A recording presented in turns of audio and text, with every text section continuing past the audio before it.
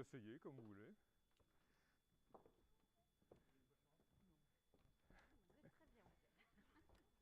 Bon, ça va fonctionner, vous croyez? Franchement, ça a été Ah oui, celle-là, je la connais. ouais. C'est... Normalement, si, mais... Attendez, vous avez un laser. Bah oui. Non, Si, elle est allumée. Voilà. Hop, je vous en prie, voilà. Non, mais ils n'avaient pas parlé sur leur... Donc on nous a autorisé à poser le masque sur l'estrade. Comment? Pardon, on nous a autorisé à poser le Oui, masque. oui. Bon, on va essayer de se tenir un peu à distance.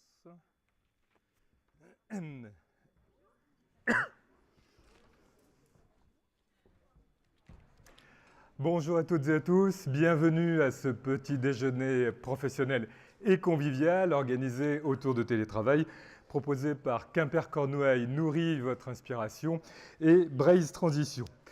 Le télétravail s'est imposé, il avait parfois été préparé en amont, souvent il a été mis en place un peu dans l'urgence, quoi qu'il en soit, il est là et bien là. Est-ce qu'il y a un impact évidemment pour nos organisations, ce qui demande de la réorganisation notamment au niveau des managers? Eh bien c'est l'objet de cette rencontre d'aujourd'hui.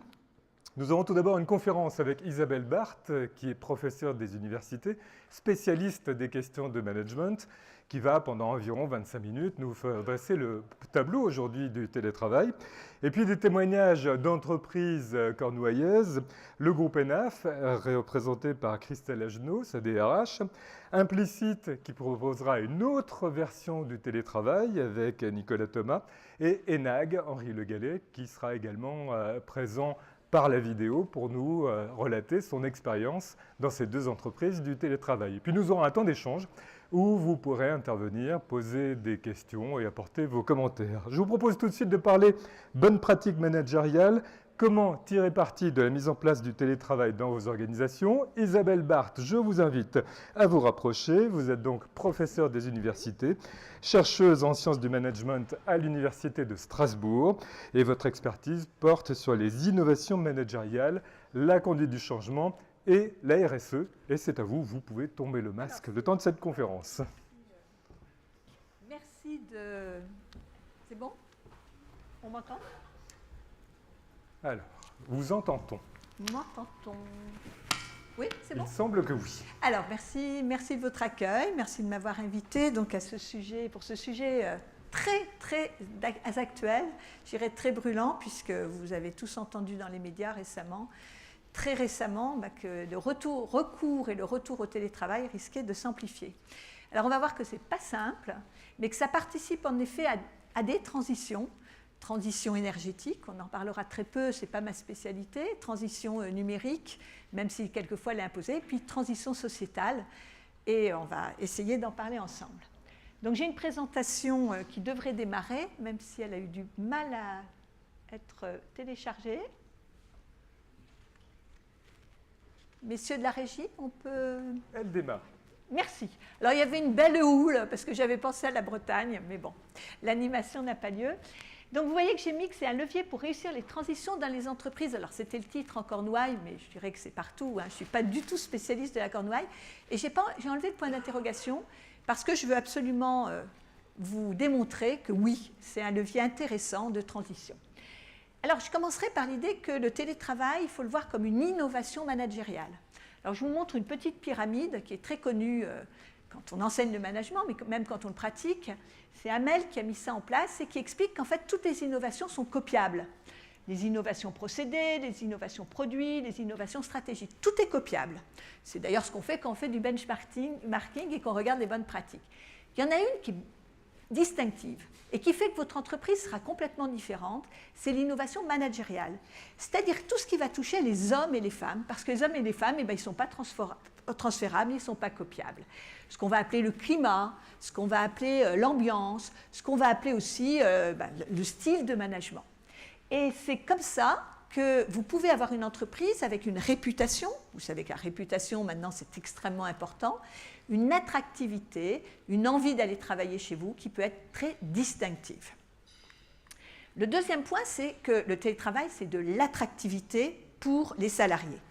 Il y a des chiffres qui circulent qui sont assez variables, mais on est entre 80 et 90% de salariés, de collaborateurs qui veulent continuer à travailler en télétravail. Alors, c'était déjà une attente assez forte parce que c'est de la conciliation vie privée, vie professionnelle, qui est au centre des attentes, quand on fait les fameuses enquêtes QVT, qualité de vie au travail, au centre des préoccupations des salariés.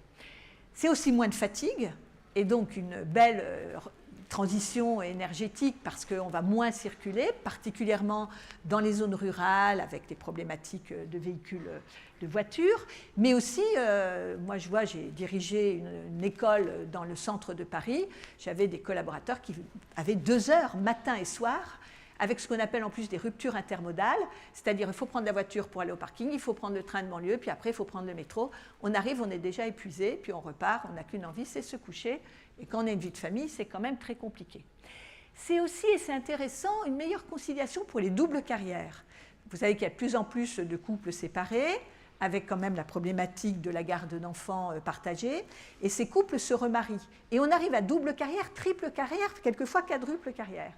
Et le télétravail peut permettre une mobilité à l'un des 2, 3, 4 par an, de façon à concilier en effet ces gardes d'enfants partagées, cette vie de famille reconstituée.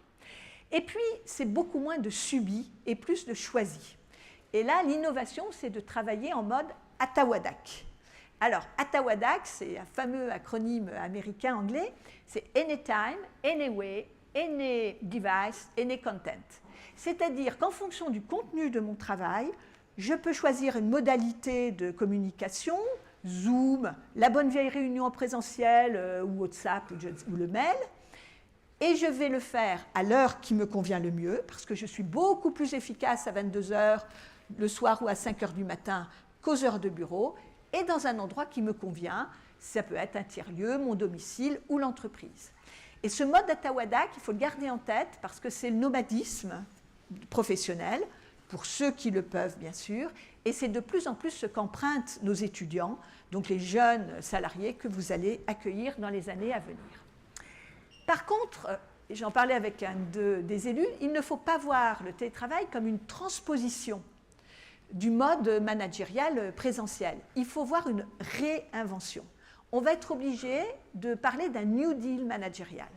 C'est-à-dire ce qui s'est passé au mois de mars 2020 où on a vraiment transposé, et moi la première en tant que manager, parce que je manageais à l'époque, ce n'est juste pas la bonne idée.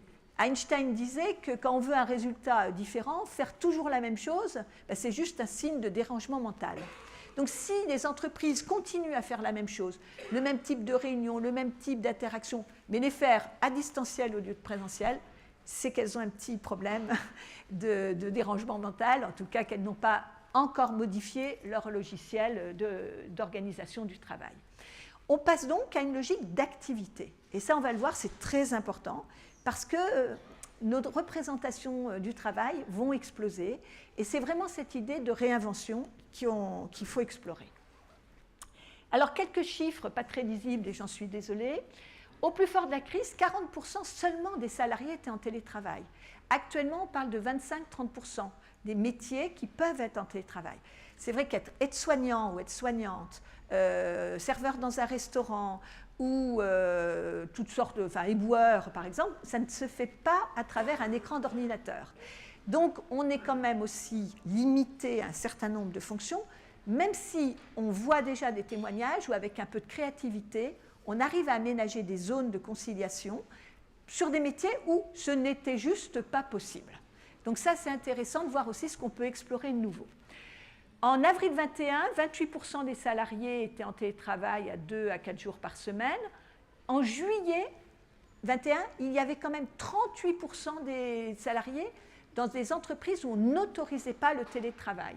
Et ça rejoint un chiffre qui dit que 39% des employeurs ont peur que les travailleurs ne soient pas efficaces. On a donc des managers qui sont assez réticents. On est aussi à peu près à 40%. Comme le disait un manager une fois, dans télétravail, il y a télé. Et il voyait son collaborateur étalé sur un canapé en train de regarder la télé. Bon, moi aussi, ça m'est arrivé de faire des réunions en tendant mon linge ou en faisant complètement autre chose. Et c'est vrai que ça peut être une difficulté qu'il va falloir gérer. Donc, c'est plutôt des cadres, 53% chez les cadres, 26% chez les actifs. avec aussi des impacts sur la santé psychologique. 26% des salariés estiment avoir donc des impacts sur leur santé psychologique et la difficulté à travailler à distance. Voilà. Mais il y a quand même eu un fait nouveau, c'est que la moitié des télétravailleurs n'avaient jamais travaillé à domicile avant la crise. Et donc, quelque chose qui était déjà très présent dans les pays du Nord, parce que les pays du Nord s'y sont mis assez tôt, et du coup, c'est bien documenté, n'arrivait pas à percer en France. Voilà, donc il y a quand même 18 millions d'emplois sur 27 millions, je l'ai dit, qui sont incompatibles avec le télétravail, sauf de bonnes sources de créativité.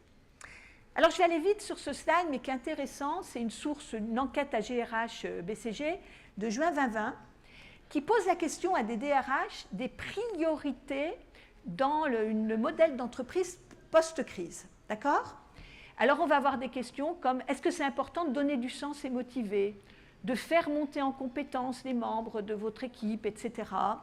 On va voir est-ce que c'est important de fixer des objectifs clairs et atteignables pour chacun. Des questions assez basiques en management. Ce qui est très intéressant, c'est qu'en juin 2020, après la crise, après le grand confinement, il y a des écarts mais énormes entre les priorités de ces DRH par rapport à l'enquête qui était la même un an avant. Vous voyez, on passe de 42% sur le souci de monter en compétences des équipes à 95%. On passe de savoir déléguer, c'était 16%, on passe à 90%. Piloter, communiquer sur les aspects financiers et administratifs, qui étaient à 7%, ce n'était pas une priorité, passe à 73%. Donc il y a eu une vraie prise de conscience des DRH, et donc plus généralement des managers, sur la nécessité d'évoluer dans la façon dont on travaille. Alors on m'a demandé de parler des territoires. Donc j'ai été regarder un petit peu ce qui s'écrivait, je ne suis pas une spécialiste des territoires, mais j'ai quand même regardé, il n'y a pas tant d'enquêtes récentes. C'est un sujet qui date plutôt des années 90, avec des enquêtes documentées par la DATAR, par exemple, qui sont assez intéressantes, mais bon, qui ont 30 ans maintenant. Alors, ce qu'on peut dire quand même, c'est qu'il y a une préférence maintenant des Français, toutes les enquêtes le montrent, pour la ville moyenne en tant que cadre de vie. Donc, une enquête du Boson Project, 43% des gens veulent vivre dans une ville moyenne, seulement 20% dans une grande ville. Et puis, 82% des Français trouvent qu'on trouve tout dans la ville moyenne. Voilà, donc on a cette tendance forte. Une deuxième tendance forte, c'est ce qu'on appelle la ville du quart d'heure ou la zone rurale du quart d'heure. C'est-à-dire qu'on vous fait la promesse qu'en 15 minutes à pied en ville ou en 15 minutes de voiture dans une zone rurale, vous trouvez tout ce dont vous avez besoin. Alors, je ne sais pas si la notion de besoin est la même pour tout le monde, mais en tout cas, on va dire école, bureau de tabac, supermarché, etc. Lieux culturels, j'imagine, et d'autres choses. La condition, ça va être de créer un écosystème suffisant. Parce qu'on en parlait tout à l'heure, on est sur des représentations. La zone rurale, c'est du silence. Eh bien, il y a le bruit des tracteurs. Ça sent l'eau. Bon, ben non, il y a peut-être l'odeur des engrais. La représentation de la ville aussi, hein, la ville moyenne, tout est simple et il y a toutes les facilités. Mais peut-être que ce n'est pas si bien équipé, par exemple, en animation culturelle. Donc, il va falloir savoir créer pour la zone d'accueil des écosystèmes. Alors comment ? Ce qu'on voit dans les enquêtes, c'est toujours beaucoup travaillé en aménagement du territoire et sur marque des métropoles à un moment donné, et les idées restent les mêmes. Il faut être en pool d'entreprises.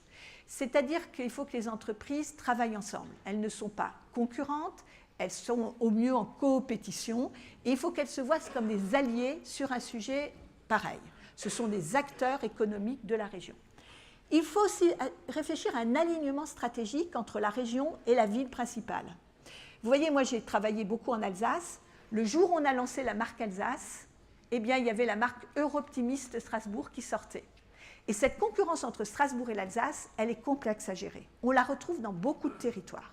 Donc il y a un moment, il faut savoir aussi quel alignement stratégique on a entre le bassin, peut-être à Cornouailles, et la ville sur laquelle on veut miser, peut-être Quimper. Il faut bien sûr que tous ces acteurs économiques, et on va le voir, il faut aussi l'aide, bien sûr, des institutions publiques, harmonisent leurs pratiques. Il ne faut pas que ça soit chacun pour soi. Il faut que le discours soit à peu près le même et qu'on ait quelque chose qui montre que c'est un territoire qui vous accueille. Et puis, il faut équiper en facilité. Comme je disais, on a plein de personnes qui, pendant le confinement, auraient rêvé d'être dans leur maison de campagne. Et ben, s'il n'y a pas de 3G, 4G, 5G, c'est juste pas possible de faire du télétravail. Et de la même façon, et ben, si on veut concilier sa vie privée, vie professionnelle, il faut qu'il y ait des écoles. Ça, c'est un sujet de longue date. J'ai travaillé un moment avec Apo. Apo, quand le pétrole s'est installé il y a très longtemps, tous les cadres d'entreprise, à l'époque c'était Elf, ont demandé qu'il y ait une école de commerce et de l'enseignement supérieur. Parce que c'est très bien d'avoir la petite école, le collège, voire le lycée, mais quand on commence à parler d'enseignement supérieur et qu'il faut partir à des dizaines de kilomètres, toutes les enquêtes montrent aussi que c'est un frein pour aller vers l'enseignement supérieur. Les potentialités du télétravail en France ont été calculées. Alors, c'est des enquêtes qui progressent. Alors, avec des méthodologies très complexes sur des données de la sécurité sociale, sur des données de l'immobilier, sur des données assez complexes, et vous pourriez retrouver ces Bergeau-Héré 2020 qui l'ont documenté. Bon, alors je vous laisse regarder, plus c'est foncé, plus la potentialité de télétravail est forte. Vous voyez qu'il y a des territoires qui sont quand même beaucoup plus clairs, je pense que vous en faites partie, et que voilà, il y a certainement un chemin à parcourir, mais pour le moment, on voit bien que la concentration la plus forte est sur la région parisienne. Donc, vous vous rappelez l'histoire du TGV, on pariait sur le TGV pour décentraliser la France. Qu'est-ce qui s'est passé? Ça a été au contraire une recentralisation très forte. Donc il y a certainement aussi une réflexion à avoir sur ma capacité à piloter de la décentralisation et à ne pas subir une recentralisation.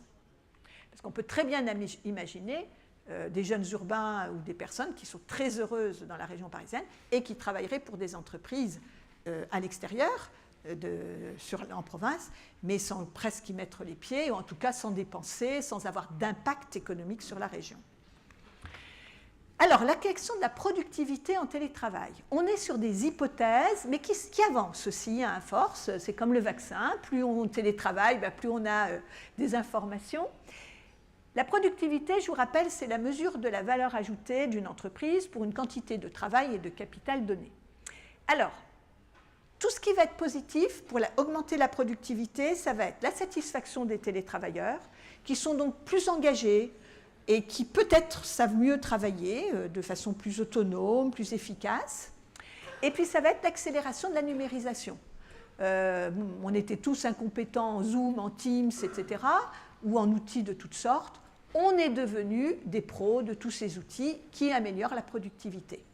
Ce qui va peser sur ce qui va aussi améliorer la productivité, c'est ce qui vient en moins, c'est-à-dire le coût des transports, le temps de transport, qui ne va pas peser de la même façon, moins de fatigue, moins de distraction aussi, parce qu'il y a beaucoup de perturbations en présentiel. Et ça, il faut y réfléchir aussi. Quand on rentre 3 fois dans le bureau d'un collègue en lui demandant où il en est, ou 4 fois dans le bureau de la personne qui vous a demandé un dossier pour avoir des précisions, en télétravail, c'est beaucoup moins compliqué. Et puis la petite cigarette, et puis le petit café. Bon, ça a été aussi, il y a eu des études de fait sur, on va dire, 7 heures de travail. Il y en a beaucoup qui sont... Alors, c'est toute la chance et la socialisation de l'informel, qui est quelque chose de très, très attendu par beaucoup de personnes. Mais là, je parle de productivité. C'est quand même un tout petit peu moins... Alors, c'est peut-être indirectement productif, mais moins impactant. Et puis, vous avez aussi, alors ça compte beaucoup, moins de mètres carrés, qui compte pour beaucoup, évidemment, dans le coût des dépenses des entreprises. Alors, une étude récente montre même, alors elle va sortir, mais j'ai pu en lire quelques extraits, qu'il y aurait un effet de 0,6% de productivité à chaque fois qu'on augmente de 1 point de pourcentage le nombre de télétravailleurs dans une entreprise. Alors, quand on fait tourner la simulation, j'ai pris un exemple qui est donné dans l'enquête, si vous avez 30% de salariés en télétravail un jour par semaine, donc nouveau, vous augmenteriez votre productivité d'après cette étude de 8%, pour les raisons que j'ai évoquées. Mais il n'y a pas de formule magique. Et on est sur ce qu'on appelle le U inversé. Donc vous voyez la formule. À gauche, 0 télétravail. À droite, 100% de télétravail. Donc on voit ce qu'ont vu les pays scandinaves, ce qu'ont vu beaucoup d'entreprises d'ailleurs qui s'y sont mis ou qui connaissaient déjà le télétravail. c'est l'hybridation qui marche très bien. 2 jours, 3 jours par semaine en télétravail, c'est là où vous êtes au top de la courbe. Tout le télétravail disparaît, toute cette socialisation, et puis pas du tout, c'est un petit peu moins c'est plus de transport, c'est plus de distraction, etc. Alors il va falloir apprendre à travailler ce qu'on appelle en mode phygital. Alors le phygital, c'est un mot facile, c'est physique et digital. On parlait beaucoup en marketing de click and mortar quand les sites marchands sont arrivés parmi nous. Et c'est très simple, vous êtes tous des spécialistes du phygital. Vous achetez des chaussures ou un livre à 2 heures du matin sur un site internet, vous allez les regarder en magasin le lendemain, vous les choisissez sur internet, vous allez les regarder le lendemain en magasin, il n'y a pas la bonne couleur, il n'y a pas le bon modèle, vous retournez sur internet. Voilà, le phygital, c'est passé du clic au mortar, au mortier, au béton. Et le consommateur sait faire depuis à peu près 20 ans. Le salarié, il a encore du mal, et le manager peut-être plus encore.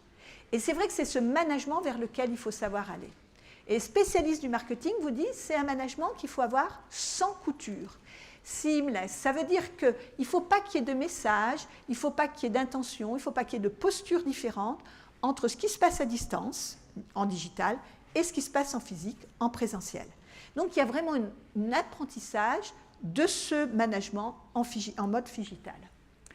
Alors ça veut dire qu'on passe par des innovations de structure. Vous avez peut-être vu par exemple que Airbnb a 3 pages qui expliquent comment rendre son appartement qu'on loue traditionnellement pour des vacances, des loisirs, en mode télétravail. Parce que des personnes, des salariés, des consultants font du nomadisme et ont envie de changer de lieu de vie. Vous pouvez avoir des lieux prestigieux, des châteaux, des très belles demeures, vous en avez certainement dans la région, deviennent des hubs de télétravail. Des bureaux de transition dans les banlieues parisiennes, par exemple, ou des modalités d'organisation à domicile, comme cette petite cabane de jardin qui a été conçue pour ça, oui. Et puis, ou des petites, des inventions qui permettent, alors qu'on n'a pas forcément les mètres carrés, de s'isoler, parce que ça, c'est aussi un vrai sujet pour les entreprises, comment équiper mes salariés de façon à ce qu'ils ne soient pas en train de camper dans leur cuisine avec une chaise de camping. Et c'est vrai qu'après, c'est les douleurs de dos, c'est les troubles musculo-squelettiques qui arrivent. Et puis, c'est plus de la conciliation vie privée, vie professionnelle. Je dis toujours, c'est sympa d'avoir ses enfants en photo sur son écran d'ordinateur. C'est moins sympa de les avoir sur les genoux en train de hurler quand on essaye de travailler. C'est du coup un accompagnement. Je parlais tout à l'heure du pool d'entreprises qui doit être moteur sur ces sujets, mais il faut un accompagnement des structures publiques. Il y a quelques exemples intéressants. Alors j'en ai vu en Alsace, j'en ai vu, c'est pas encore, il y en a à Rennes, j'ai vu. C'est donc mettre à disposition des locaux avec des facilités pour créer des bureaux, des centres de bureaux, vont pouvoir venir des salariés de plein d'entreprises différentes. Ça peut être des prestations, par exemple de formation, parce qu'on a besoin de formation pour apprendre à travailler en télétravail. Et ça peut être des subventions, par exemple, toute l'accessibilité pour des personnes en situation de handicap, sans s'embarrasser de procédures d'appel d'offres trop complexes pour mettre les choses en place rapidement. Alors, c'est aussi des innovations managériales, c'est décloisonner les horaires. Je parlais de temps choisi. Est-ce qu'on a tous besoin d'être connectés de 8h à 17h? Non. Donc, il faut travailler des nouveaux temps de travail en fonction des personnes, en fonction de leurs envies, en fonction de la fonction qu'elles occupent. Il faut savoir aussi travailler dans d'autres lieux que l'entreprise et pas forcément le domicile, comme je l'ai déjà illustré. Il y a une expérience en Hollande que j'ai trouvée intéressante, c'était inclure les heures de transport dans le travail, dans les heures de travail. C'est-à-dire des gens qui doivent se déplacer au moment où ils viennent dans l'entreprise, et bien les 8h, 10h, je ne sais pas, entre Paris et Quimper pour caricaturer, 3h30, peuvent pour partie compter comme des heures de travail, être inclus dans les heures de travail. On est aussi sur l'idée d'un travail ouvert. Alors le concept de travail ouvert, c'est qu'on va ouvrir son travail, ma fonction, à peut-être une passion, un loisir. Et je vois les entreprises américaines commencent à y travailler, dire que c'est tous ces salariés qui sont sur le territoire, peuvent être aussi des gens qui sont des têtes de pont de l'entreprise dans leur milieu local. Alors, ça peut être peut-être trouver des nouveaux clients, des nouveaux fournisseurs, mais essaimer localement, par rapport à des projets personnels aussi, dans leur lieu d'habitation, qui n'est par définition, du coup, pas le lieu de l'entreprise, du siège. Alors, c'est une conduite du changement. Très clairement, j'accompagne des entreprises sur ces sujets-là. Et quand on veut du changement, tout le monde veut le changement, mais quand on est concerné, on est beaucoup moins partant. Vous connaissez tous ce problème. Et on se retrouve avec ce côté un peu sombre du télétravail qui existe. Il ne faut pas se voiler la face. Des gens qui se désengagent. On appelle ça aussi le syndrome de la caverne, ceux qui ne veulent plus revenir. J'ai connu ça avec des étudiants. Impossible de les faire revenir en amphi. Ils avaient pris d'autres habitudes et ils n'avaient plus envie de revenir en cours, malgré tout ce qu'on a pu raconter. Tous les risques psychosociaux, alors montée en puissance des arrêts de travail, particulièrement chez les cadres, pour des questions de solitude, de perte de repères. Des nouvelles habitudes. Beaucoup de DRH, enfin j'en ai croisé encore récemment, découvrent que tout d'un coup qu'un salarié a déménagé à l'autre bout de la France et puis bien sûr va demander qu'on lui prenne en charge des déplacements ou aménager de façon forcée du télétravail. Donc des nouvelles habitudes qui vont bien au-delà. Hein. Les changements de vie, le PSOCO le montre, sont très très importants avec ce qui s'est passé avec la crise pandémique.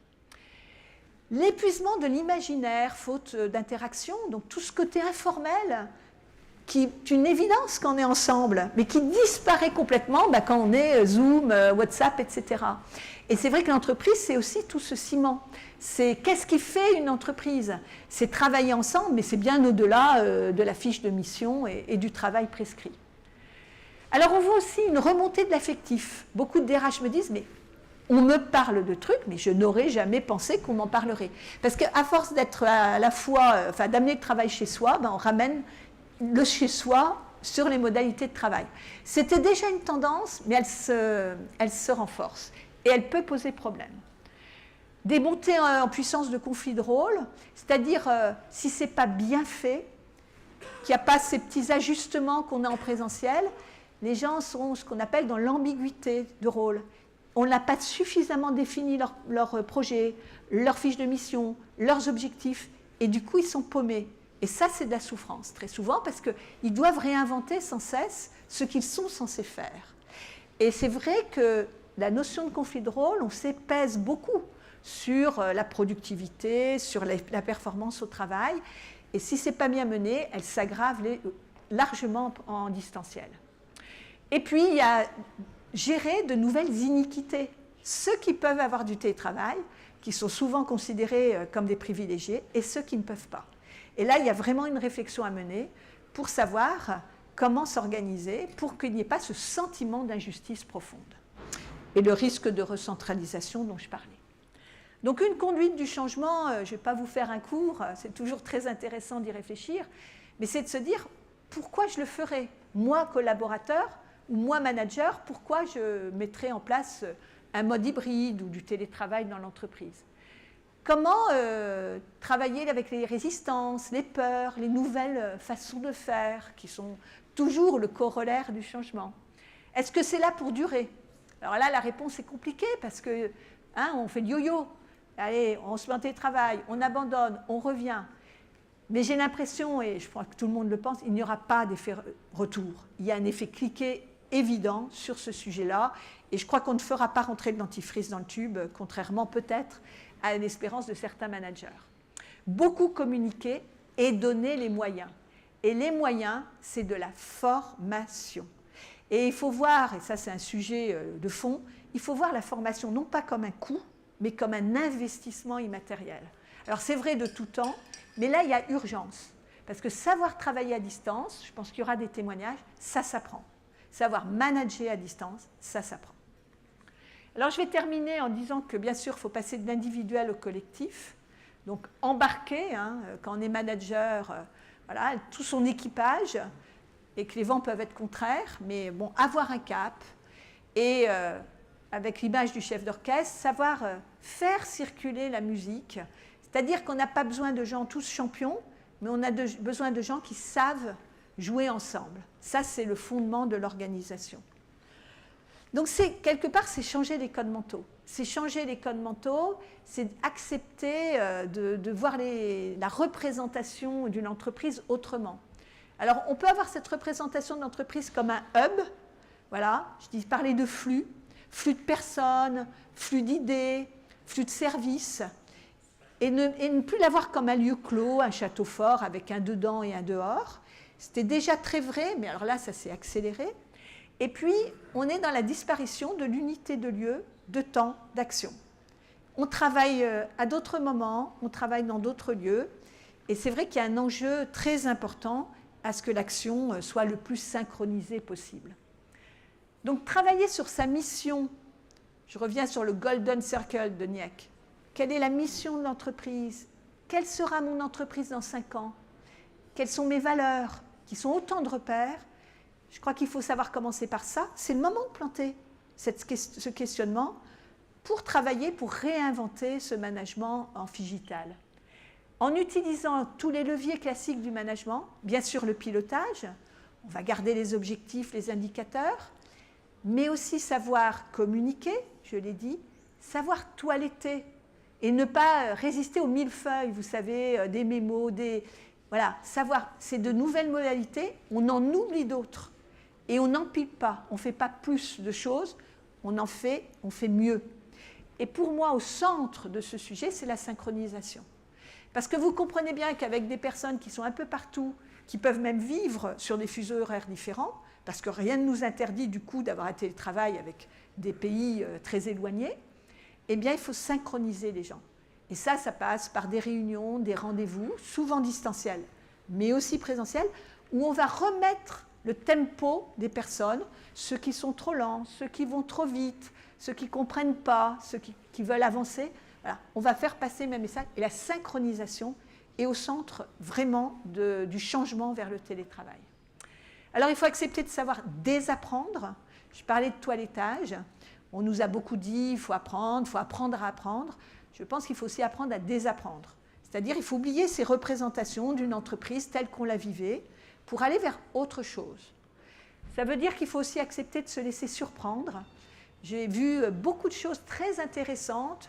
Simplement interroger les personnes de la base, interroger ces personnes qui passent en télétravail et qui ont des idées souvent très intéressantes, très innovantes sur de nouvelles façons de faire.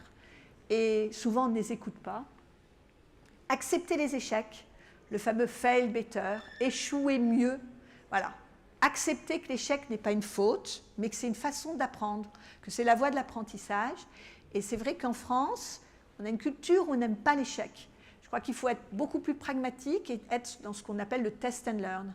Et bien, c'est 3 jours, 2 jours, ben, ça sera peut-être 2 jours, 3 jours. Voilà, on adapte, on trouve des modalités et on ne pense pas qu'il y a une clé magique de l'organisation du management en télétravail. Et puis, parier sur des valeurs durables. C'est vrai que sans le présentiel, sans cette vision qu'on a quand on est manager de son petit empire, de ses bureaux, de ses collaborateurs, il faut parier sur la confiance.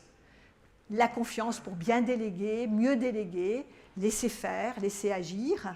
Et puis bien sûr la reconnaissance, qui est peut-être plus difficile à exprimer en distanciel qu'en présentiel, d'où des moments de présentiel très importants pour travailler, ce qui est une des demandes aussi des salariés. Top 3 toujours, la reconnaissance. Voilà, donc il y avait une belle animation aussi. Voilà, je vous proposais de vous embarquer dans ce projet que je trouve très intéressant. Les entreprises qui s'y sont mises, je vois des choses très innovantes. C'est l'occasion de libérer la parole, c'est l'occasion d'aller vers des choses qui étaient attendues et qui étaient un peu sous le boisseau depuis une vingtaine d'années. Je pense que c'est une façon très innovante et très nouvelle de travailler. C'est une façon, je pense, une chance pour la personne, une chance pour l'entreprise et une chance pour le territoire sur lequel elle travaille. Merci de votre attention. Merci Isabelle Barthes. Je vous invite à vous asseoir. Merci. Le télétravail nécessite un New Deal managérial où on se réinvente, on change les codes, ne serait-ce que pour éviter le dérangement mental. La formation est essentielle, il faut donner des repères, il faut synchroniser et inspirer confiance. Christelle Agenot, DRH de ENAF, qu'est-ce que ça vous inspire déjà à chaud, ce que vient de nous dire Isabelle Barthes? C'est passionnant. Déjà, c'est passionnant. C'est effectivement beaucoup de données, beaucoup de techniques nouvelles, beaucoup de principes nouveaux. je vais pouvoir témoigner effectivement sur ce sujet. Je vais picorer un petit peu sur toutes ces idées-là. C'est effectivement très intéressant, mais c'est pas gagné. Mais ce sera gagné. C'est pas gagné. Alors, le site ENAF, l'ensemble du groupe, c'est 280 personnes. Ici, en Cornouailles, 220 personnes. La production représente 50% du personnel. Et donc, ça signifie qu'on a, a priori, 50% donc, de personnel en télétravail. Alors, comment ça s'est mis en place au sein du groupe ENAF, ce télétravail? Alors, je pense assez classiquement, comme beaucoup d'entreprises, mars 2020, patatras, le Covid nous arrive. Alors, avant cette expérience effectivement de Covid, en mars 2020, on avait quand même, nous, déjà initié cette démarche, en réflexion en tous les cas, puisque nous avions établi un accord d'entreprise sur le télétravail courant d'année 2019, avec application au 1er janvier 2020. Bon, vous n'étiez pas très chaud quand même sur la question. Hein. Nous n'étions pas du tout, effectivement, prêts. D'autant plus que nous avions prévu que 2 jours de télétravail par mois. 2 jours par mois. Et une population bien ciblée, avec un tas de critères. L'accord d'entreprise, il faisait une 15aine de pages, pour dire, voilà, il y avait un tas de contraintes pour dire, avant d'être télétravailleur, il y a plein de choses à pouvoir justifier. Donc, par contre, l'intérêt, c'est qu'on avait effectivement, du coup, détaillé aussi tout ce qu'il fallait mettre en place, que ce soit des aspects techniques, l'autonomie, les types de postes, les obligations de privilégier le présentiel par rapport au télétravail. Donc, quand même, toutes ces questions avaient été posées. Et en collaboration avec des équipes managériales. Donc, il y avait déjà, et c'était des attentes de leur part. Donc, quelque part, on a eu cette chance d'avoir eu toute cette réflexion préalable avant que mars 2020 nous tombe dessus. Mars 2020 vous tombe dessus, comme à tout le monde. Et alors du coup, ça se met en place par la force des choses. Et là, vous relevez déjà un certain nombre de points d'attention. Alors les points d'attention, c'est effectivement mars 2020. On a l'information, je crois, le jeudi. Le lundi, tout le monde doit être en télétravail. Donc effectivement, les premiers points, c'est que ça a été fait déjà de façon extraordinaire, dans le sens où d'un point de vue matériel, ça s'est fait dans la précipitation, mais vraiment de façon très rapide, et on a eu ce qu'il fallait. Dès la semaine d'après, tout le monde avait effectivement son matériel, avait prévu quelque part un peu ces aspects-là, donc on était prêt d'un point de vue matériel. Alors ça s'est ajusté quand même en cours de la semaine, hein. Ensuite, effectivement, la question des réunions, des points, on va dire, rituels de communication, ça a été la première des choses à être mis en place quelque part, en disant, nous, on avait tout un système, effectivement, de communication déjà visuelle sur le terrain, des réunions physiques, et là, tout est éclaté. On se dit, mon équipe, je ne la vois plus, comment on fait?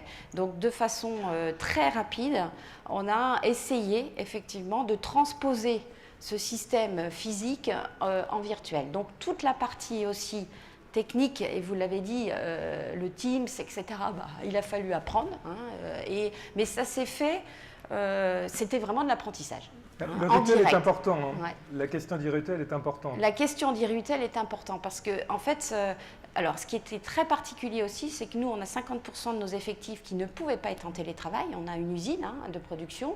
Donc, il y a eu cette scission où, effectivement, les télétravailleurs, enfin, ceux qui pouvaient télétravailler sont partis, donc des bureaux vides, complètement vides. Donc c'est choquant même, hein, ça fait peur. Et puis ceux qui étaient, comme on l'a dit, à la première ligne, étaient obligés d'aller effectivement dans l'entreprise. Donc ça donne un système effectivement de gestion et cette notion d'inéquité. Hein, on a eu des réactions d'ouvriers qui venaient nous voir en disant mais c'est pas normal. Nous on prend les risques, on va dans l'usine.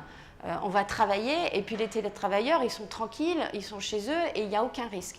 Donc il a fallu gérer aussi toute cette dichotomie de gestion, de sécurité sanitaire. C'était fou. Pas dire le contraire, c'était fou. Il a aussi fallu former les managers. Alors, la formation des managers, elle a été faite. Alors, effectivement, je suis donc la DRH aujourd'hui du groupe. On peut reconnaître, et je pense que mes confrères diront la même chose, la fonction RH a été vraiment en première ligne dans les entreprises. On a été le QG de crise, il faut être clair. Alors, plus ou moins, pour ma part, j'ai été présente puisqu'il y avait toute une partie, effectivement, d'entreprises qui étaient encore physiquement présentes. Et évidemment, dans le contexte de cette crise sanitaire, il fallait qu'on puisse rassurer, donner les informations, piloter ce type de choses. Mais il a fallu aussi compter sur les managers pour dire à un moment donné, c'est à vous de prendre aussi le relais. Je ne peux plus, moi, en tant que DRH, être en relation avec une quarantaine déjà de managers vous-même, mais en plus derrière l'ensemble de vos salariés. Donc il a fallu les rassembler, leur dire voilà, on passait à autre chose. Je ne savais pas combien de temps ça allait durer.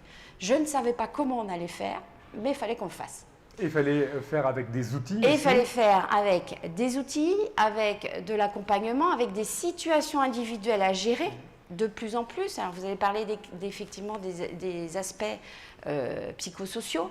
C'est arrivé pas tout de suite. Faut être clair, il a fallu un peu de temps. On a vécu dans un monde, dans un contexte quand même très compliqué. Mais j'ai envie de dire quelques mois après quand même, on a vu ces symptômes-là, cette gestion individuelle. Et ce que je vais peut-être, pas contredire, mais opposer un petit peu avec votre vision de gérer le collectif. En fait, pour moi, il y a eu cette gestion effectivement collective, mais dans une gestion dans un contexte de crise sanitaire qui est particulière, c'est une gestion de crise. Mais à l'inverse, pour moi, le manager, il a dû gérer beaucoup plus l'individuel. Je suis d'accord. Pour moi, ça a été effectivement la révélation en disant, OK, déjà, en style de management, on gère du collectif et on doit effectivement, avant tout, connaître aussi son personnel, l'individu, pour essayer de le manager de façon la mieux possible en termes individuels. Mais quand vous êtes en situation de télétravail, c'est beaucoup plus compliqué. C'est vraiment très compliqué. Pourquoi ? Parce que de l'autre côté, vous avez un individu qui est avant tout un professionnel, mais il est dans son monde personnel.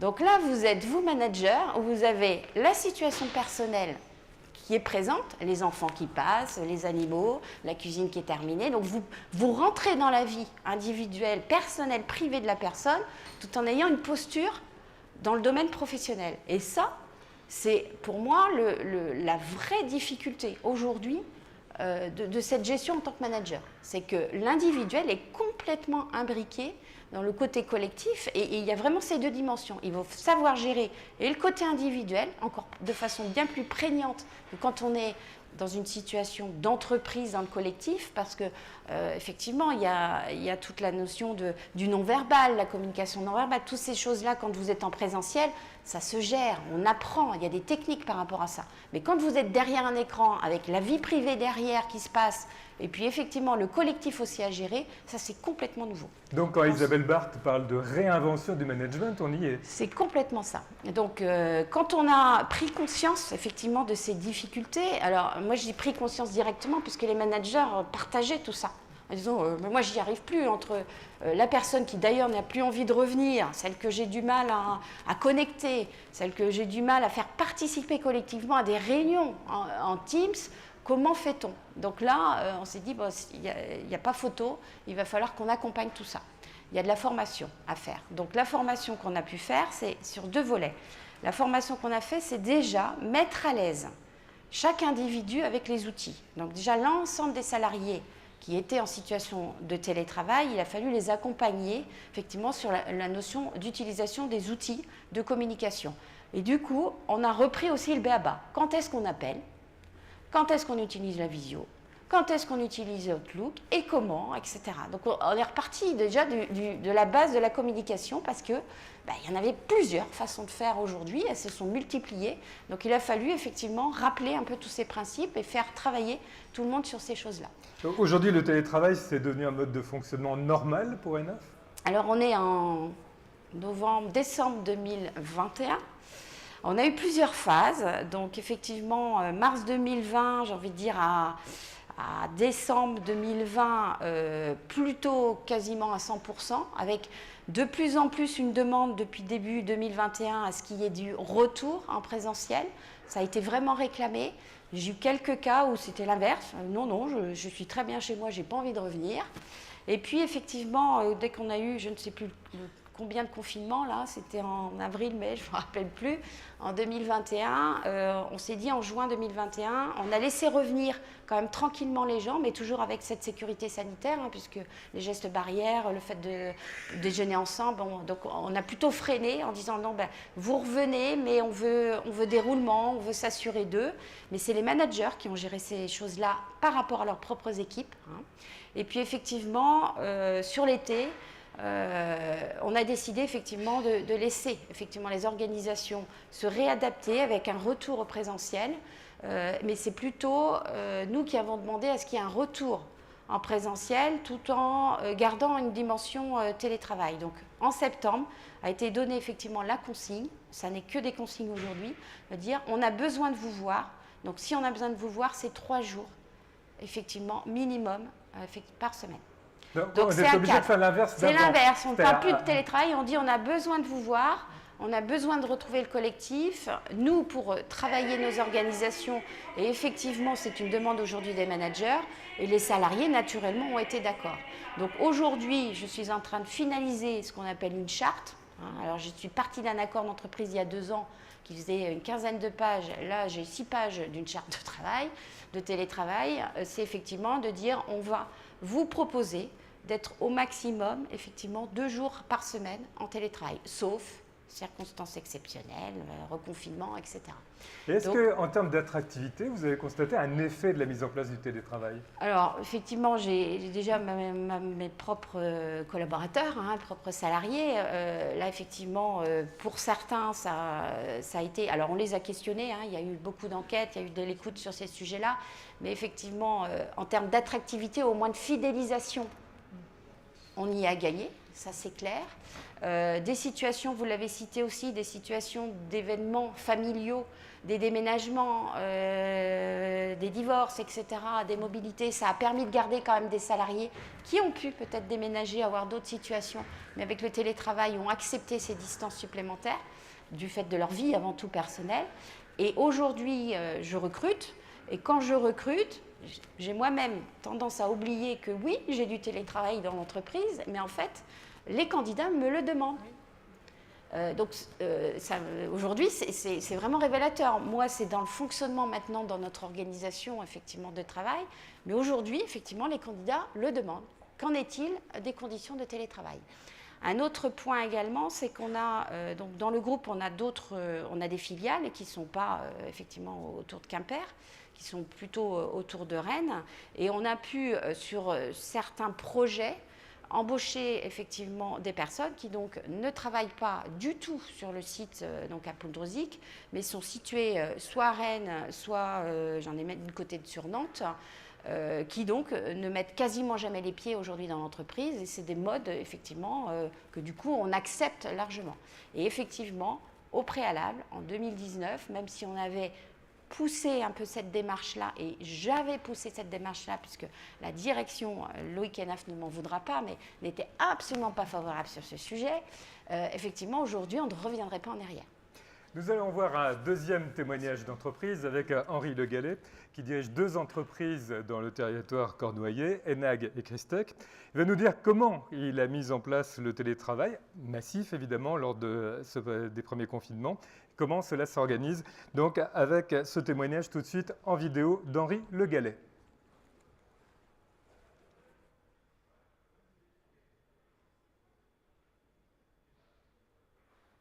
Alors bonjour à tous, je suis Henri Le Gallet, je suis le président de Enag et Christec, 2 sociétés à Quimper dans la zone de Cardrognou. Je suis désolé de ne pas être parmi vous aujourd'hui, c'est juste pas possible pour des contraintes professionnelles, mais je suis très très content de pouvoir témoigner sur ce sujet du télétravail. Alors Enag et Christec, ce sont 2 entreprises industrielles. Et notre métier, ce sont les équipements en conversion d'énergie ou les équipements électriques. Nous existons depuis 75 ans, nous avons à peu près 100 collaborateurs. Alors en fait, depuis plusieurs années chez Enag, on avait une politique de télétravail assez ouverte, c'était au cas par cas, à la demande. On était plutôt positif, voire très positif sur les demandes. Et puis on a eu l'épisode Covid, l'épisode crise sanitaire. Et pendant cette période-là, le télétravail il s'est imposé à énormément de personnes dans l'entreprise. Puisque autant on a arrêté nos activités de fabrication, puisque là on ne pouvait pas, autant nos activités commerciales ont été assez réduites, de par le fait que l'ensemble du pays quand même s'est bien arrêté, autant nos activités par exemple de développement, de R&D, elles ont continué. Donc là, mise en place d'un télétravail assez massif. Et puis au sortir de la crise sanitaire, alors c'est compliqué de parler de sortie de crise sanitaire alors que c'est en train de recommencer, mais anyway, au sortir de la crise sanitaire, on s'est posé la question, voilà, comment est-ce qu'on pourrait mettre ça en place. On a monté un petit groupe de travail avec des personnes d'un peu tous les services, de manière à réfléchir à ce sujet et à se dire, ok, qu'est-ce qui serait raisonnable, qu'est-ce qui serait acceptable pour l'entreprise, pour les personnes. Et sur la base de ce groupe de travail, j'ai rédigé, la direction a rédigé une charte du télétravail. Et cette charte a été proposée aux représentants du personnel qui l'ont acceptée. Donc on a un régime de télétravail, si je rentre un petit peu dans le détail, de 2 jours par semaine maximum, sur demande des salariés. Et il y a un certain nombre de critères, il faut bien entendu que le poste le permette, mais il y a un critère essentiel qui est l'autonomie. Il faut que la personne soit outillée pour travailler efficacement en télétravail. Alors moi, je cite toujours mon exemple, moi à 30 ans, on m'aurait mis en télétravail, j'aurais rien fait. Je n'étais pas outillé pour ça. Donc il y a un critère d'autonomie qui a été mis en place, et voilà, ça peut paraître subjectif ou injuste, mais nous, c'est la façon qu'on a trouvé de pouvoir déployer ça de façon lean, de façon très, très fluide dans toute l'entreprise. Alors les objectifs de la mise en place du télétravail, il y a un côté faciliter la vie des collaborateurs qui est très clair, si vous voulez. C'est comme quand il y a quelques années, on a mis en place la flexibilité des horaires. À un moment donné, voilà, si on peut rendre la vie plus facile, pourquoi s'en priver?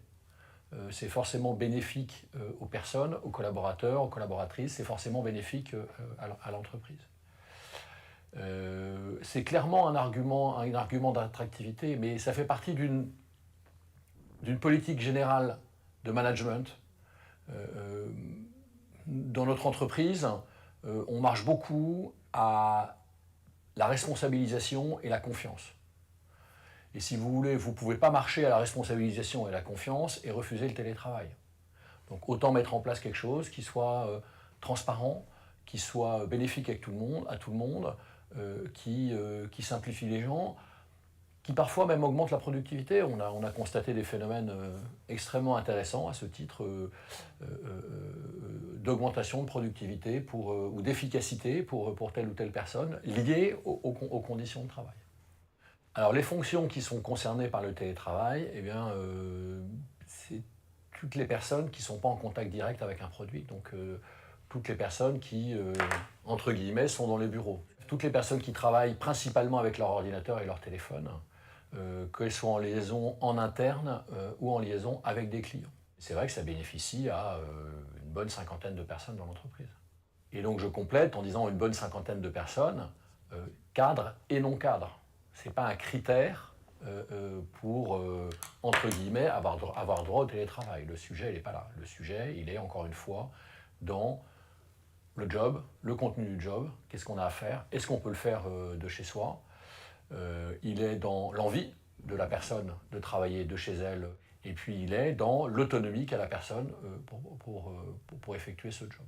C'est une bonne question de se poser la question du bilan du télétravail. D'abord, clairement, en termes d'attractivité, c'est quelque chose qu'on mentionne à chaque entretien d'embauche. Et clairement, ça envoie un signal extrêmement fort aux candidats.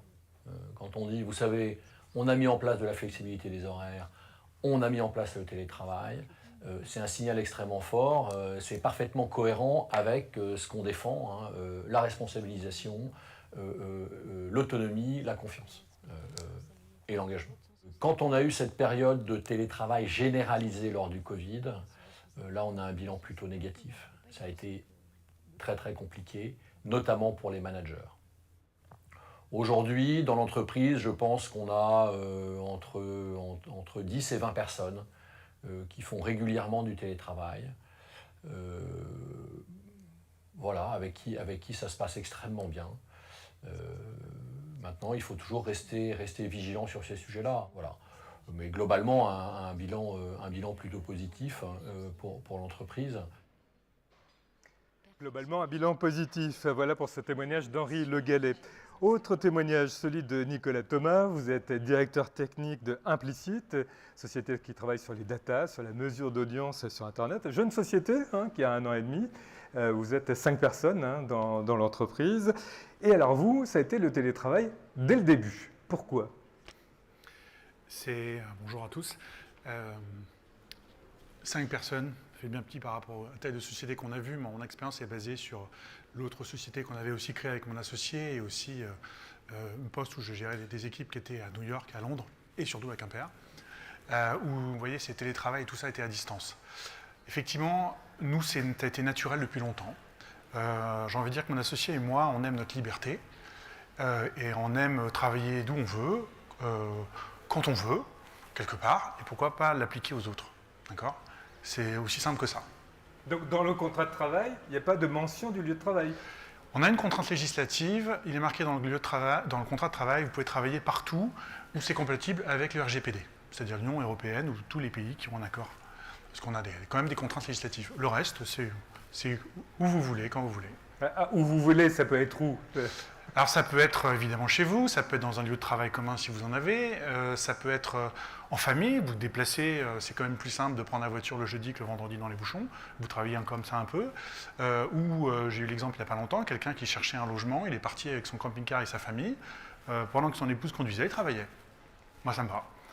Si je peux avoir un bout de ce temps de tous ces gens qui sont très bons, je préfère ça que pas du tout. Et pourquoi ?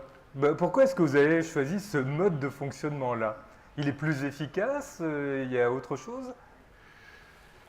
Les gens sont plus heureux. Ils s'installent où ils veulent. Là où ils s'installent, c'est le meilleur endroit du monde pour eux. Et ça peut dépendre de la saison, plein de choses comme ça.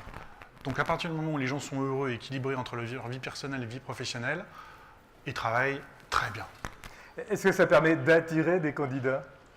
Ah, clairement, ça permet d'attirer, ça permet, comme on l'a entendu tout à l'heure, dans des situations personnelles qui changent, ça permet de les garder, de les fidéliser, mais clairement, oui, les attirer. Alors, comment on organise le temps de travail dans des conditions comme celle-là ? Alors, une règle forte, qui vous allez voir n'est pas si contraignante, c'est que tous les jours, on fait une réunion d'1 quart d'heure. Voilà.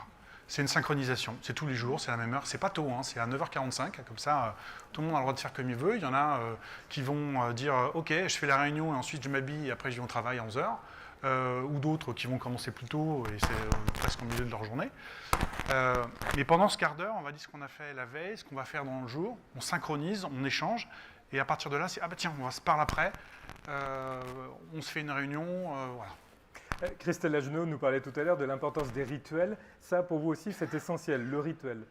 Oui, ce rituel-là, complètement. Autrement, vous pensez que ça ne pourrait pas fonctionner aussi efficacement ? Non, il faut de la communication, de l'échange, prendre la température. C'est ce qui remplace bien d'autres choses en physique qui sont à la machine à café, comment tu vas ? Tiens, il a une sale tête, il a mal dormi, ah oui, ses enfants sont malades, ou il y a autre chose, ou quelqu'un qui est en train de dire oui, ça va, ça fait déjà 2 jours qu'il nous dit ouais, je suis là-dessus, je suis un peu bloqué, hop, on va le débloquer. Tous ces moments courts mais précieux, oui, permettent de se resynchroniser. Alors, vous avez choisi votre équipe parce que tout le monde ne peut pas travailler comme ça. On choisit, on fait ce qu'on veut. On fait du télétravail ou pas. D'accord, on peut travailler aussi en présentiel avec vous à Quimper. Le télétravail, c'est juste un outil, c'est une possibilité et on peut le faire tous les jours et voir son équipe une fois tous les 3 mois ou tous les 6 mois, ou être tous les jours au travail, et puis ça change la semaine suivante, c'est pas important. Mais est-ce qu'il n'y a pas un risque avec votre équipe comme ça à distance en télétravail qu'on travaille trop, qu'on ne s'impose plus de limites ? C'est presque un travers qu'on a constaté, c'est que les gens passionnés, responsabilisés, qui ont vraiment envie de bien faire, vont effectivement trop travailler. Et que faites-vous alors ? Je les mets dehors. Comment ça, vous les mettez dehors ? On a des outils de chat et je vais leur dire d'arrêter de prendre, de couper, de prendre un bol d'air, ou de les pousser pour qu'ils disent bah, tiens, ça fait longtemps que tu n'as pas pris un long week-end. Voilà. Et ils vous écoutent. Ah bah, bien sûr. Bah oui, Évidemment, c'est c'est de la patron. confiance. Non, mais c'est de la confiance. Et puis ils vont dire oui, c'est vrai, tu as raison. Et puis quand quelqu'un travaille trop, il peut se dire, parce qu'il s'est mis une pression en disant il faut absolument que je termine ça. Nous, on arrive, on lui dit écoute, moi le plus important c'est que tu ailles bien et que tu tiennes sur la durée. Donc fais une longue pause et tu recommences après. Et quand vous expliquez ce mode de fonctionnement à vos clients, si vous le faites, ils vous regardent de quelle manière? Je crois que ça n'a pas d'impact négatif. Non, je ne sais même pas comment répondre à cette question, tellement c'est naturel. Je crois qu'ils ne le voient pas, ça ne change rien pour eux. Ah, c'est possible parce que vous êtes une TPE dans un grand groupe où on ne peut pas imaginer transposer ça. Non, je pense il y a des métiers dont on a évoqué on doit avoir une présence physique. Là, je pense qu'il faut d'autres arrangements, ça se discute différemment. Mais la société pour laquelle je travaillais avant, on était plusieurs dizaines de milliers de personnes à travers le monde. Non, pourquoi le télétravail, ça se fait de n'importe où. Hein. Nous parlions tout à l'heure de la réinterrogation du management. Vous, ça va jusqu'à la question des congés, des pauses. Vous disiez que vous les poussiez un peu dehors quand vous sentiez que c'était nécessaire qu'ils se reposent un peu. Mais vous avez ouvert cette souplesse à tous les aspects. Oui, on a rappelé les basiques qu'il y a dans les contrats de travail, dans les accords. En fait, c'est vous avez le droit de prendre aussi du congé sans solde. Tout le monde va prendre ses RTT en premier, parce que c'est plus facile, ensuite les jours de congé. Mais si vous avez un événement de vie, bon ou mauvais, vous avez acheté une maison à retaper en Bretagne, vous avez un problème de maladie dans votre famille, etc., le premier outil qu'on a, c'est de dire vous pouvez prendre un congé sans solde. Vous éclusez tout ce que vous avez avant, tout de suite, là, congé sans solde. Vous partez faire un tour du monde aussi, pourquoi pas? Très bien, allez-y. Je veux dire, on n'a pas envie de se mettre une contrainte en se disant comment je vais faire, j'aurai plus de congés, je vais être fatigué, je dois retaper ma maison, etc. Non, il faut tout ça. Moi, je préfère avoir des collaborateurs en pleine forme, d'accord? Ou au mieux de leur forme. Et ils le sont? Je l'espère, je pense. Ça fonctionne. Ça fonctionne. En termes de résultats, vous êtes satisfait? Ah, complètement, ravi. Nous avons un temps d'échange avec vous. Vous avez des questions, vous souhaitez apporter des commentaires, nous faire partager votre propre expérience. Un micro est à votre disposition pour que vous puissiez intervenir. Normalement, on est en train de chercher le micro. Alors, y a-t-il parmi vous quelqu'un qui souhaite déjà poser une question? Est-ce que ça évoque pour vous des interrogations particulières, des doutes ou au contraire des certitudes? Le micro est disponible, donc je vous invite à prendre la parole. N'hésitez pas à lever la main. Christelle Agenot, je reviens sur la question des collaborateurs qui peuvent trop travailler en télétravail. C'est aussi pour vous un point de vigilance? Oui, complètement. On a ces cas, il faut être clair, mais quelque part qu'on avait déjà. En fait, les gens qui sont complètement engagés, passionnés de leur métier, avaient déjà trouvé des astuces pour travailler au-delà de l'horaire de travail classique en présentiel. Donc, ça a juste mis en avant un petit peu plus, parce que là, il y a eu quand même un minimum de contrôle. C'est-à-dire qu'on savait qu'il y avait ces risques-là. Donc effectivement, a été affiché, et on l'avait prévu initialement en 2019, que le service informatique en particulier avait l'autorisation du coup de contrôler aussi les temps de connexion. Mais pour préserver cette notion de santé, de santé au travail. Donc ce critère-là, finalement, il avait déjà été évoqué. Donc oui, il y a ce risque-là. Alors comment on le traite? D'abord, c'est ciblé, parce qu'on connaît ces gens-là en général. Donc, encore une fois, ça revient à cette notion d'être capable de gérer individuellement ces situations-là. Et ce qui n'est pas aussi simple que ça. Alors, c'est passionnant ce que votre témoignage là-dessus. Quand vous avez, alors sur quelques personnes, j'ai envie de dire, ça se gère. Vous avez cette relation individuelle, vous connaissez effectivement les limites, etc. Quand vous êtes manager d'une trentaine de personnes, ça devient un petit peu plus quand même compliqué. Et effectivement, le pendant de ça, c'est que finalement, il y a des limites de management aussi de ces situations qui sont des fois même psychologiques. Ce n'est pas que des histoires de rythme de travail. Hein. Par moment, c'est OK, je suis plus du matin, plus du soir, mais enfin, le coup de 2 heures du matin en pleine nuit d'être connecté, on quand même peut se poser la question, normal, pas normal, c'est son rythme de vie normal ou ça ne l'est pas, ou alors c'est le travail quand même qui aujourd'hui a cet impact-là et il a son dossier à terminer, il a une question clé et il va quand même se rallumer. Donc là, il y a une limite, à mon sens, où c'est plus du ressort du manager en tant que tel, il y a presque des notions médicales associées. Et là, ça devient compliqué parce que c'est difficile d'appeler un médecin du travail en lui indiquant que j'ai un souci avec un salarié, il se connecte à 2 heures du matin et j'ai beau lui dire que ça apparaît pas normal tout de même, qu'est-ce que je fais? Soit, alors, entre guillemets, sanction ou prévention, c'est de recadrer les choses en disant les connexions, elles sont fermées de telle heure à telle heure. On n'en est pas là aujourd'hui. Mais ça peut arriver. Mais ça pourrait quand même arriver, parce que les situations a priori sont connues aujourd'hui, enfin on sait qui seraient potentiellement les gens qui pourraient avoir ces difficultés-là, mais on n'est pas à l'abri d'en découvrir de nouvelles, donc il y a quand même ces risques-là à regarder. Nous avons une intervention dans la salle. Bonjour. Alors, le temps qu'on branche le micro. Bonjour. Bonjour. Audrey Païneau de l'agence web Roquette. Déjà, merci pour vos interventions et pour vos témoignages. Je voulais ajouter aussi que les jeunes qui vont sortir là, des écoles, c'est clairement ce qu'ils recherchent, à mon avis, clairement, parce que c'est des gens qui sont connectés, qui savent se servir des outils numériques. Donc, je pense que c'est quelque chose sur quoi il faut miser, tout simplement. De plus, alors je ne sais plus quelles études montrent que ça ne sert pas forcément à grand-chose de travailler 8 heures dans un bureau. Alors, je vais peut-être choquer certaines personnes, désolée.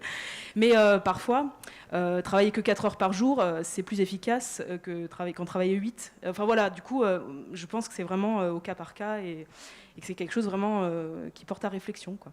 Vous êtes pour la fin de la pointeuse, vous. Je sais pas, mais j'aime beaucoup votre témoignage, monsieur, parce que ça, nous, c'est, voilà, on est sur cette ligne-là de toute façon. C'est-à-dire que privilégier vraiment le bien-être. Voilà, je dis tout le monde, voilà. Mais c'est vraiment quelque chose à penser. Nous, on peut aussi, parce qu'on a une agence web, et c'est pas forcément facile pour toutes les entreprises. Mais voilà, quand on peut, il faut vraiment y penser, parce que c'est l'avenir, en fait, tout simplement. Voilà. C'est l'avenir. Isabelle Barthes. Alors, moi, je vois beaucoup d'étudiants, et c'est vrai, vous avez raison, ils sont déjà en mode numérique. Alors après, je crois que ce qui est intéressant des témoignages, c'est la variabilité des métiers. On ne travaille pas dans le numérique tout à fait de la même façon que quand on est au contrôle de gestion, à la RRH. Enfin, donc il faut accepter aussi cette variabilité des individus, leur appétence ou pas, et puis des métiers. Mais ce qu'on entend là, c'est qu'au cœur du sujet, c'est en effet la fragmentation du temps. Et en effet, une des premières formations, à mon sens, qu'il faut avoir, et pour tout le monde, pas pour le top management, c'est la gestion du temps. Est-ce que je sais planifier? Est-ce que je sais ce qui est important, ce qui est urgent? Voilà. Et m'organiser aussi. Le surinvestissement, c'est aussi vouloir trop bien faire, accepter que la qualité ne doit pas être à 100%, mais à 99%, etc. Et il y a une deuxième chose, je voulais quand même dire, c'est que vous parliez des étudiants, il y a quand même le phénomène des primo-entrants. Moi, j'ai eu beaucoup d'étudiants qui sont rentrés dans l'entreprise, ils étaient sur le canapé de leur salon. Ça manque quand même. Parce que les études montrent, c'est que les équipes qui étaient déjà formées, même sans télétravail, avaient réussi à transposer pendant le confinement au télétravail. Mais quand on ne connaît personne, quand on n'a pas les codes, c'est vachement dur de rentrer dans une entreprise. Et les codes, ça ne s'apprend pas qu'à travers Zoom. Donc il y a une vraie spécificité aussi des nouveaux arrivants dans l'entreprise. Même sur des métiers comme le vôtre, voilà, il faut quand même accepter la culture, voilà, ce qu'on appelle la culture d'entreprise. Je vais rebondir juste là-dessus. Dans la charte, effectivement, on a mis une condition de 6 mois d'ancienneté, voilà, pour pouvoir bénéficier du télétravail. Le top manager, ils sont venus me voir en me disant « mais pourquoi tu mets cette condition de 6 mois ?» Enfin, voilà, on est en train de libérer un petit peu tous ces fonctionnements-là. Pourquoi le 6 mois? C'est exactement pour cette raison-là. C'est que quand vous rentrez dans une entreprise, vous avez besoin d'être en relation avec les autres, de connaître la culture, les pratiques tout simplement, les petits moments, les rituels. Et c'est pas depuis son canapé ou voilà, depuis chez soi que ça existe, ça. Donc effectivement, moi je suis partie du principe que vraiment il fallait un temps où il y avait vraiment une intégration dans l'entreprise, mais physique. Nous avons une autre intervention dans la salle. Ça tombe très bien parce que moi je voulais parler de votre charte, savoir comment vous l'aviez écrite. Est-ce que c'est directement avec les managers d'équipe ou vous avez aussi fait part avec des salariés? Alors, elle est d'ailleurs, le monsieur l'a dit tout à l'heure en vidéo, elle a été présentée donc à nos partenaires sociaux, en CSE, ça devait être la semaine dernière. Donc, en fait, je suis partie de l'accord d'entreprise qu'on avait écrit en 2019 et je l'ai complètement toiletté. J'ai enlevé des morceaux et des articles. Et après, donc, cet accord avait été travaillé avec les managers et les représentants du personnel. Donc, j'avais déjà une matière, entre guillemets, qui avait été partagée. Donc, la suite de ça, c'est qu'effectivement, ce sont mes managers aujourd'hui qui étudient notre proposition. Le CSE l'a fait de son côté et les managers le font. Et comme en plus, j'y associe une enquête interne, effectivement, pour tous, au niveau du télétravail, c'est avec l'ensemble de cette matière-là qu'on va pouvoir ajuster, effectivement, la charte. Autre intervention. Bonjour, salut Bonjour. de la coloc à Lorient. Moi j'avais une question pour vous, Christelle, par rapport aux salariés qui étaient sur site, qui ne pouvaient pas faire de télétravail et à peut-être ces petits problèmes de relations qu'il pouvait y avoir ou d'injustice qu'ils pouvaient sentir. Qu'est-ce que vous avez mis en place concrètement comme action et est-ce qu'aujourd'hui ça va mieux en fait entre ces salariés qui sont en télétravail et ceux qui ne peuvent pas en faire? Alors, ça a été dur, ça a été très dur. Ça a été très dur en pleine crise, au démarrage de la crise. Ce qu'on a mis en place, c'est qu'effectivement, on a avant tout été très proche des salariés qui étaient opérationnels sur site. Très présents, on a été beaucoup à leur écoute, donc entre guillemets, on les a vraiment chouchoutés. Et finalement, beaucoup moins que nos télétravailleurs qui étaient tout seuls chez eux, avec aussi la situation de vivre la crise sanitaire au quai de chez eux, mais voilà, comme tout le monde. Donc effectivement, on a su leur dire qu'on apportait une attention quand même particulière à eux. Eux, ils pouvaient s'entraider aussi, se parler entre eux, vivre la situation collective. Ce n'était pas le cas des télétravailleurs. Donc ça a vraiment été plutôt d'accentuer le fait qu'on avait des traitements différents et que finalement, ils étaient peut-être, eux, dans une situation favorable vis-à-vis à ce qu'on était en train de vivre, le contexte qu'on était en train de vivre. On vient là d'avoir une 5e vague. Je retrouve ces symptômes-là aujourd'hui. Voilà, on nous annonce, et vous l'avez dit, qu'il va falloir retourner très certainement faire encore plus de télétravail. Il y a effectivement la notion de contamination aujourd'hui qui est bien plus importante. Et je commence à avoir ce discours en disant les télétravailleurs, encore une fois, eux, ils vont être protégés d'un point de vue sanitaire. C'est vraiment sur cet aspect protection de ma santé que là, la question s'est posée. Donc aujourd'hui, ce qu'on leur dit, c'est de la même façon, c'est de dire on a toutes les mesures de sécurité finalement dans l'entreprise aujourd'hui. On est peut-être même dans l'endroit peut-être le plus en sécurité par rapport au fait que vous allez côtoyer, les gens en télétravail vont aller faire les courses, côtoyer d'autres gens, etc. au niveau privé. Donc ce discours-là, c'est celui-là qu'on tient aujourd'hui en disant, voilà, ok, il y en a qui sont peut-être protégés d'après vous en étant en télétravail, mais peut-être finalement pas tant que ça, parce que vous, finalement, on a tout le cadre, on essaye de sécuriser un maximum, effectivement, les conditions dans l'entreprise. Et il y a des entreprises qui ont mis des primes à ceux qui restaient. Alors, ça a été le cas. Il y a de jalousie quand les télétravailleurs sont revenus parce qu'ils perdaient. Alors, ils avaient les locaux pour eux, ils avaient des primes. Et moi, j'ai vu ça dans un laboratoire pharmaceutique, c'était presque le contraire. Ils ne voyaient pas revenir les télétravailleurs d'un bon oeil. Enfin, de toute façon, les cols blancs, cols bleus, ça a toujours été. On exacerbe des phénomènes qui étaient latents sur beaucoup de sujets. En fait, c'est plus un zoom ou un effet grossissant des fois que... Mais il faut le prendre aussi avec beaucoup de précautions. Et en fait, c'est avant tout une histoire de communication. Bien sûr. Alors, toute dernière intervention dans la salle, monsieur. Oui, bonjour. Bonjour. Nicolas Le Maréchal, société Kéris. Donc on est éditeur de logiciels. On est 99% de nos effectifs peuvent télétravailler parce que dans le numérique, je voudrais juste apporter une petite nuance, une petite réflexion sur la notion de productivité qu'on m'a remontée, ou d'efficacité, entre l'efficacité individuelle et l'efficacité collective. On m'a toujours remonté, je suis plus efficace tout seul en télétravail chez moi parce que je suis moins dérangé. Par contre, je pense être moins au service de mes salariés, surtout peut-être des personnes nouvelles dans l'entreprise qui ont besoin de l'expertise des autres. Donc je me pose la question de cette productivité collective. Et l'autre réflexion, c'est sur la notion de travail collectif, de co-construction, lorsqu'on a plusieurs services qui doivent travailler ensemble. Sur la notion de flexibilité des horaires, je suis plus sceptique. Lorsqu'on a besoin de différents services, de travailler ensemble, de ne pas mettre de règles au niveau des horaires, c'est plus complexe. Voilà. Isabelle Barthes, un commentaire? Oui, non, alors, la variabilité que vous signalez, elle existe. Et derrière les statistiques que j'ai montrées, il y a tous les écarts, hein, ça c'est bien connu. Mais c'est vrai que ça demande, ce qu'on disait, une réinvention. Est-ce qu'il faut faire autant de réunions qu'on avait l'habitude d'en faire entre services? Ça demande vraiment de replanter le décor. Et en effet, avoir des troncs communs, par exemple, d'horaires, alors qui peuvent être plus ou moins importants. Moi, je vois, le jour, j'étais avec une entreprise, ils avaient décidé qu'il fallait être connecté entre 10h et 15h. Et le reste du temps, c'est un peu ce que vous disiez, les personnes faisaient un peu ce qu'elles voulaient, parce que c'était le temps des réunions, c'était le temps des rendez-vous. Mais je crois que ce qui est intéressant aussi, c'est qu'on réinvente en partenariat et en discutant, et on se rend compte qu'il y a plein d'habitudes qui étaient des mauvaises habitudes, et qu'on peut faire des choses différentes et plus intelligemment. Alors l'efficacité à productivité, c'est pour convaincre aussi. Ce n'est pas toujours non plus ce qu'on recherche de façon principale. Vous parliez du bien-être. Je pense que ça fait partie aussi beaucoup des nouvelles façons d'aborder le travail, hein, dans l'ère qui arrive.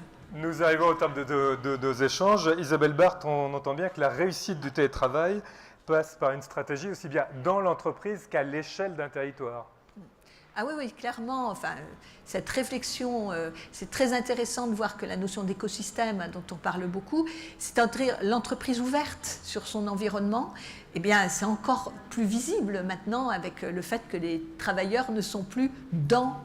Alors, il y avait un vieux bouquin qui s'appelait « Du château au réseau », un livre de Bouttera, mais c'est ça, quoi. C'est plus les murs, c'est vraiment, je disais, la fin de l'unité d'action, l'unité de temps et l'unité de lieu, mais ça ne veut pas dire qu'on ne fait pas ensemble, il faut réinventer les collectifs. Et enfin, moi, je trouve que c'est un défi passionnant. J'ai beaucoup managé et je trouve que c'est un défi passionnant. Et il y a des exemples là, très intéressants parce qu'ils sont complètement contraires. Je trouve ça bien. Merci à toutes et à tous de votre participation. Les échanges peuvent continuer naturellement pendant ce petit déjeuner ici au parc de Quimper. C'est un petit déjeuner qui marquait d'ailleurs le début de Brace Transition, 2 jours de rencontres autour des différentes transitions avec des conférences, des ateliers, des rencontres et des stands. Merci à toutes et à tous et bon télétravail.